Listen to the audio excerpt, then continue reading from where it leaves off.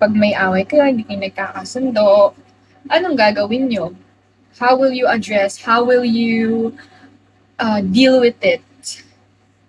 Like, sinasabihan talaga kayo like mga derogatory words. Sige, patingin ako, Jam-Jam. Break agad. Grabe naman.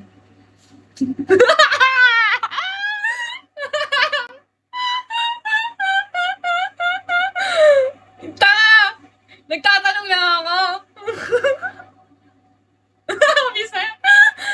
Give me your thoughts. Give me your thoughts. Kunyari sabihin, nag-aaway ko. Sasabihin ng babae, ganito. Ayoko sa'yo. Fuck you. Kaya sasabihin. Huwag ka na. Ayoko na sa'yo. Ayoko na makita mukha mo ganyan. Wala kang kwenta. Gano'n. Basta mga words na hindi ka aya-aya. Na hindi mo deserve. Kasi for you, you're doing your best naman as a boyfriend. You're very understanding. You're very communicative. How will you deal with it? Pero mahal na mahal mo naman yung girl, and pag magkasama naman kayo ng girl, okay naman, masaya naman kayo. Okay, sagutin niyo ako! Azi! Ikaw sa research. Ay, mahal. Ay, kailangan niya na magdasal. Kinulang pa sa... Kasi kung ako, ay June, alam mo, tawag mo dito, kunyari, may ginawa sa akin na hindi ko gusto. Pwedeng, if mapapag-usapan ay mababago, di ba? Okay. Pero kung like paulit-ulit na lang, ano na yun, like parang red flag na rin yun, sign na rin yun. Oo, kasi toxic, di ba? Also, tawag mo dito, parang masyado mo namang ini-scoop yung sarili mo.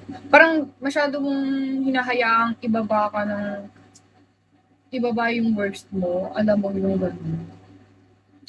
Alam mo yung your self-respect should always be stronger than your feelings. Alam mo yun.